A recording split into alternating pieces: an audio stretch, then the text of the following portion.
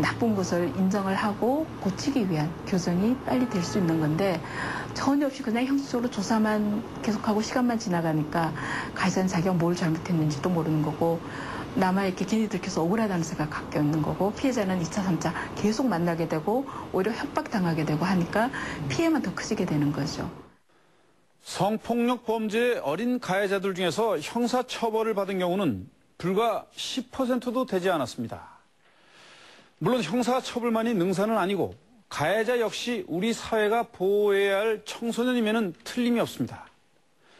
하지만 자신들의 행동이 법적으로나 사회적으로 엄중한 처벌을 받아야 할 범죄라는 사실에 대한 인식조차 심어주지 못한 채 그냥 가정과 학교로 돌려보내는 것은 범죄 예방과 재범 방지 그 어느 곳에도 효과가 없고 피해자들의 정서를 배려하지 않은 그런 처분이라고 전문가들은 지적합니다.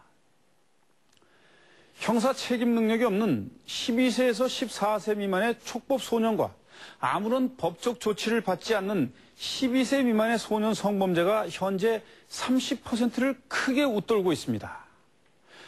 이것은 바꿔 말하면 피해를 당하고도 달리 호소할 길이 없는 피해자가 늘고 있다는 뜻입니다. 내 아이에겐 결코 일어나지 않길 바랬던 일이었습니다. 하지만 진짜 그림을 잘 그리고 색깔도 예쁘게 칠하는 아이인데 막 이렇게 칠해놔요. 막 낙서처럼. 그래서 저는 그냥 얘가 유치원생활 너무 적어서 이제 잘 못 어울려서 자기 딴 그 스트레스인가 보다 했는데 언제부터인가 아이의 그림은 신경질적으로 변했고 전에 없이 시선을 피하며 주춤거리는 일이 잦았습니다. 그것이 모두 6살 난 하늘이가 엄마에게 보내는 신호였다는 것을 안 건 몇 달 전. 엄마가 교회 가기 싫대요. 그래서 왜? 그랬더니 오빠가 짬지를 봤대요. 그래서 물어보면 계속 이게 나와요. 새로운 사건이 또 있고 또 있고 또 있고 상습적으로 그랬던 것 같아요. 아이가 말하는 오빠는 엄마도 알고 있는 아이였다고 합니다. 매일같이 마주쳤던 그 아이에게 이제 겨우 6살 난 어린 딸아이가 지속적으로 성추행을 당해왔다는 것입니다. 믿고 싶지 않은 일이었지만 불행하게도 그것은 사실이었습니다. 하늘이에게 한 일을 덤덤하게 시인했다는 아이. 그럴 수 있었어? 네, 2006년하고 몇 달 전에요. 몇 달 전에? 여름이야, 가을이야? 여기 안 나? 네. 그럼 어디서 주로 그런 일을? 네, 화장실에서요. 태어나기만 한 아이는 자신이 한 일이 하늘이에게 얼마나 큰 상처가 됐는지 얼마나 힘든 시간을 보내고 있는지 알지 못하는 듯 했습니다. 일어났어. 뭐 할까 생각. 토끼는 지금 기분이 어때 보여? 안 좋아? 왜? 사건 이후 우울한 증세가 계속되고 있고 일이 생긴 것이 모두 자기 때문이라며 자책한 탓에 자존감까지 떨어지고 있다는 하늘이. 내가 따라가지 말걸 따라갔다고 근데 이제 말을 못했대 무서워서 아이도 스스로 많이 자기를 이렇게 자책을 하는 것 같았어요.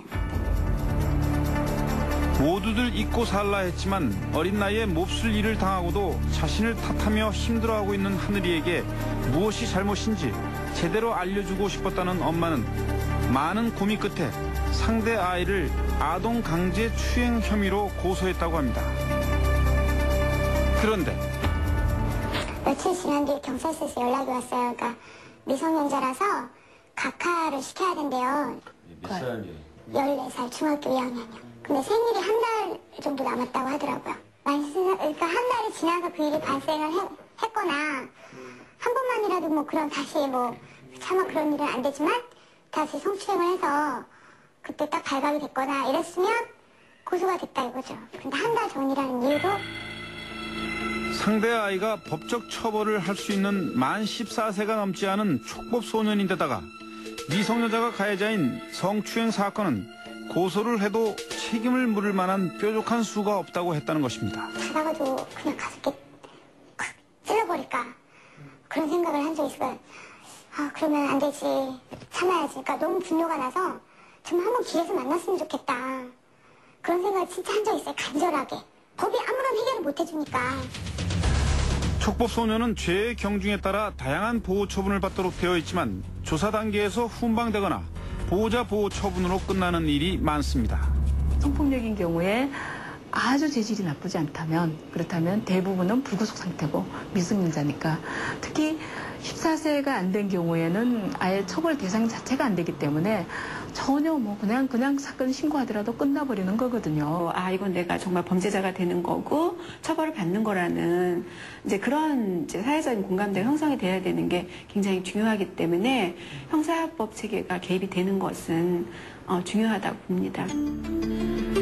소년 사법제도의 중요한 원칙은 선도와 보호입니다. 그런데 문제는 대부분의 가정에서 성범죄를 저지른 아이에 대해 올바르게 대처하지 못한다는 사실입니다.